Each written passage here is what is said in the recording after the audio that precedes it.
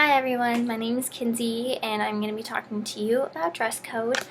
I'd like to start off by saying dress code, especially with females, have been becoming more popular in the topics that I have been hearing about, and so that's why I chose to pick it for, how women are struggling, because I feel like the girls now going through high school and middle school and stuff are being judged and kind of shamed for what they're wearing, and I feel like that is a time where they're trying to create their identity, they're trying to fit in, and it's just becoming crazy because they're getting taken out of school or out of classes because of what they're wearing and because they're being a distraction to the boys in class. So to start off with, I included a graph.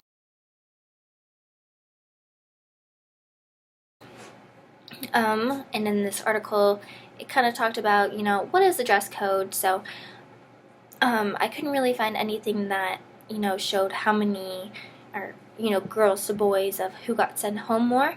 But in this, you can kind of see like what the dress codes are normally in some of the schools. So the highest is 48% for moderate dress code, and the lowest is at 2%, which is non-restriction.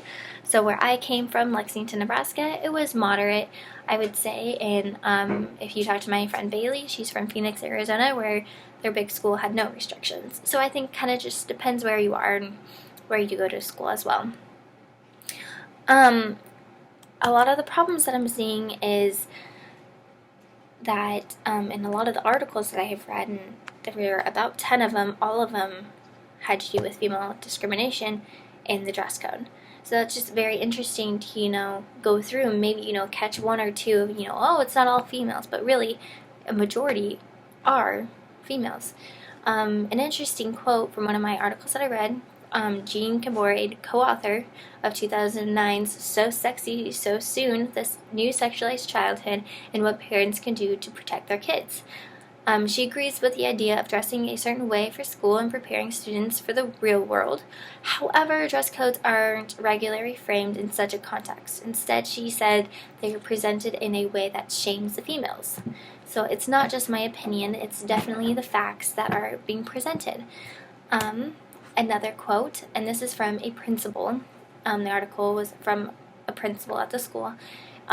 Typically, it corrects itself.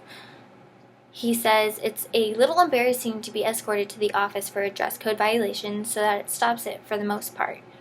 In this article, and it seems like a lot of the articles, it's going to stop because, they are going to be embarrassed from getting punished for what they're wearing in the first place.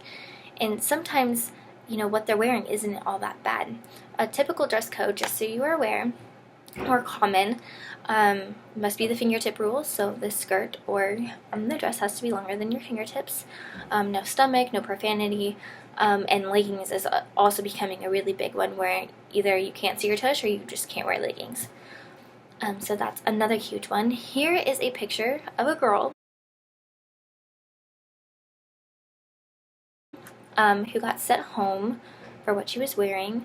As you can see, a lot of what she was wearing I thought was perfectly fine, but I think the issue was her collarbones, which I had never heard of, so it was very interesting to find that even the collarbones are not able to show. So that was just kind of interesting to me.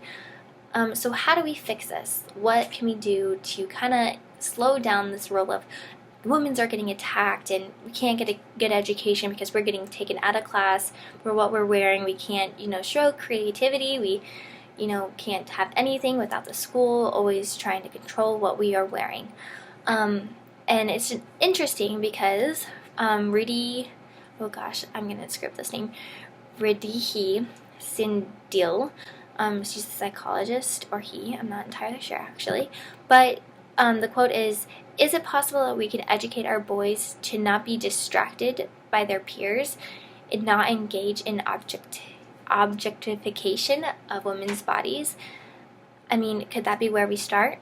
Do we need to structure around maybe talking to the males in classes and even in the schools to see, are they really distractions, or is this just, what people are saying to kind of cover up sending women home. So that could always be kind of taken care of. Another thing is school uniforms. I feel like I would not enjoy being in a school uniform, but a lot of people do find that it is, one way to handle things. But I do know one of my little friends, she's a first grader now, she goes to a school where they wear uniforms, and she couldn't even put on a headband with little flower. So there still are restrictions no matter where you go.